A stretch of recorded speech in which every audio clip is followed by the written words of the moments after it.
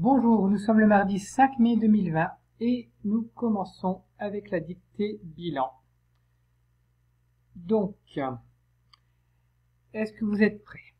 Donc, soit vous pouvez l'écrire directement ici ou alors sur une feuille libre que vous allez pouvoir me scanner pour pouvoir me la rendre par la suite. N'oubliez pas surtout de passer des lignes. Merci. On commence. Des kangourous et des hommes. Point à la ligne. Quand les Européens sont arrivés sur le continent australien, virgule, l'équilibre naturel de l'île a été bouleversé. Point. Deuxième phrase. Des espèces de kangourous ont disparu, virgule. D'autres sont menacées. Point. Troisième phrase. En revanche, virgule, les grands kangourous, virgule, amateurs d'herbage, virgule, ont profité des immenses étendues de pâturage des moutons et ont proliféré. Point final. Je relis la dictée une seconde fois. Des kangourous et des hommes. Point à la ligne. Quand les Européens sont arrivés sur le continent australien, virgule, l'équilibre naturel de l'île a été bouleversé.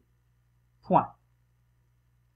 Des espèces de kangourous ont disparu, virgule. D'autres sont menacées. Point. En revanche, virgule, les grands kangourous, virgule, amateurs d'herbage, virgule, ont profité des immenses étendues de pâturage des moutons et ont proliféré. Point final. Alors cette dictée est un peu longue, je l'avoue, et n'est pas du tout évidente, donc essayez de faire du mieux que vous pouvez. Vous pouvez mettre sur pause, retour en arrière pour pouvoir réécrire cette dictée à votre aise. Nous allons donc passer maintenant au rituel numéro 2 qui concerne les problèmes du jour. Problème numéro 1. Un jardinier a planté des roses dans un jardin public. Donc un jardin public c'est grand, hein, d'accord. Il y a 25 rangées de 140 roses. Donc il y a une première rangée avec 140 roses, une deuxième rangée avec 140 roses, une troisième rangée avec 140 roses, ainsi de suite jusqu'à 25 rangées. Combien le jardinier a-t-il planté de roses en tout? À vous de trouver la bonne opération. Problème numéro 2. Mon père a parcouru 17 889 km en voiture en une année. C'est 596 km de moins que mon oncle. Quelle distance mon oncle a-t-il parcouru dans la même année alors? Relisez bien le problème. Il s'agit du même problème qu'hier, donc il y a un petit piège. Réfléchissez bien. Problème numéro 3. Marie pesait 69 kg avant de faire un régime. Elle pèse maintenant 63 kg. Quel poids a-t-elle perdu? Très bien, vous pouvez mettre sur pause et essayer de résoudre ces trois problèmes. Alors, je vais vous donner maintenant la solution de ces trois problèmes. Pour le problème numéro 1, il fallait faire une multiplication. Il y avait donc 140 rangées, et à chaque rangée, il y avait 25 roses, ce qui fait 3500 roses en tout. Donc le jardinier a planté 3500 roses. Problème numéro 2. Donc je ne sais pas si vous êtes tombé dans le piège ou pas. Donc mon père a parcouru 17 889 km en une année. C'est 596 km de moins que mon oncle. Ça veut dire que mon oncle a parcouru plus de kilomètres. Donc il a parcouru les 17 889 km de papa, plus les 596 km en plus. Ce qui fait un total de 18 485 km. Mon oncle a parcouru 18 485 km. Et enfin, dernier problème, problème numéro 3. Donc ici, il s'agissait d'une soustraction puisque Marie a perdu du poids. Elle faisait 69 kg. Maintenant, elle en fait 63. Du coup, elle a perdu au total 6 kg. Marie a perdu 6 kg. Voilà pour le rituel numéro 2. Donc passons maintenant au rituel numéro 3 qui concerne le calcul mental. Défi 19. Il s'agit ici d'un nouveau défi. Donc pour cela, je vais vous expliquer ceci avec cette feuille-là. Donc en fait, le défi numéro 19, c'est mémoriser les tables de multiplication. Donc ça, logiquement, vous les connaissez, on les a déjà bien travaillés ensemble. Mais maintenant, il y aura un autre exercice ici. Vous voyez, ici, il y a un petit point d'interrogation.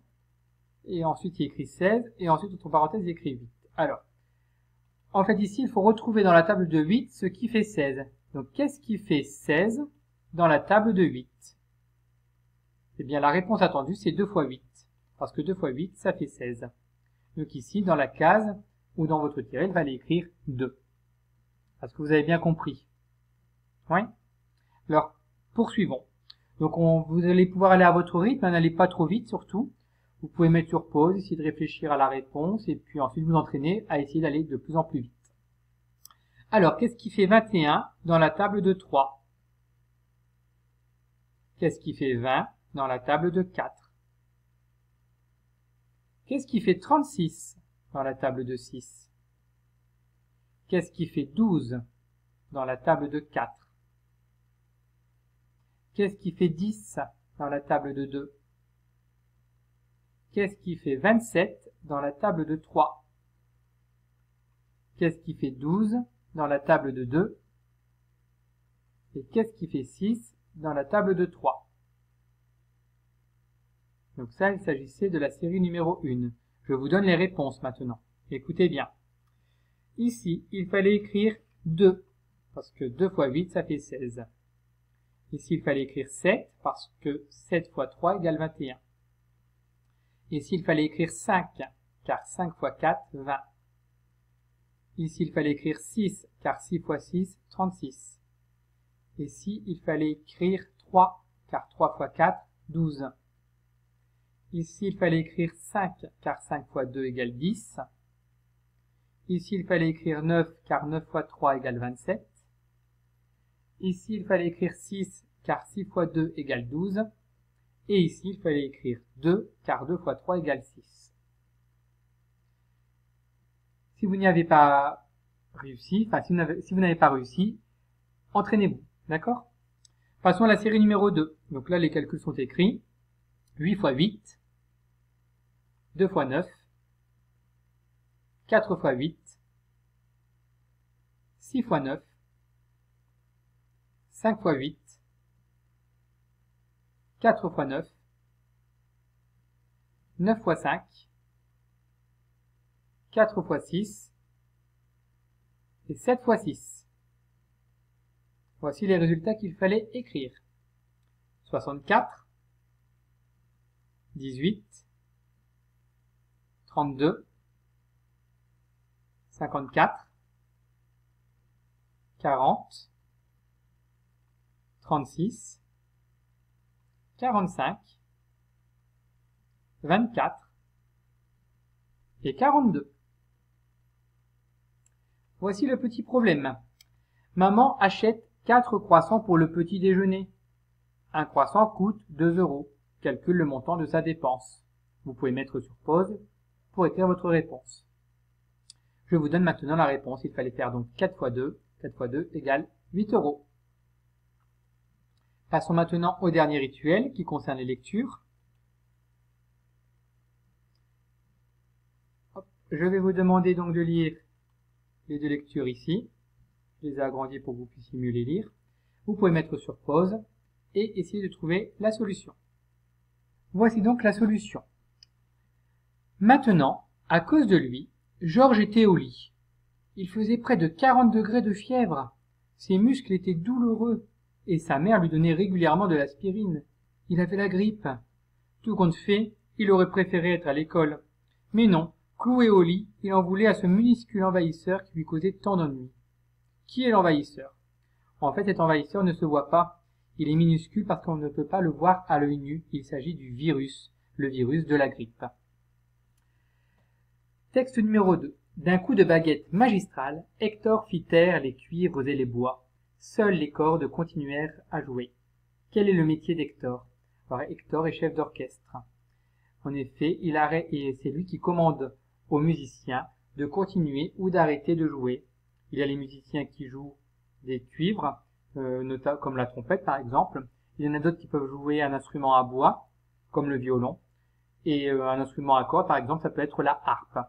Voilà, nous avons terminé les rituels du jour.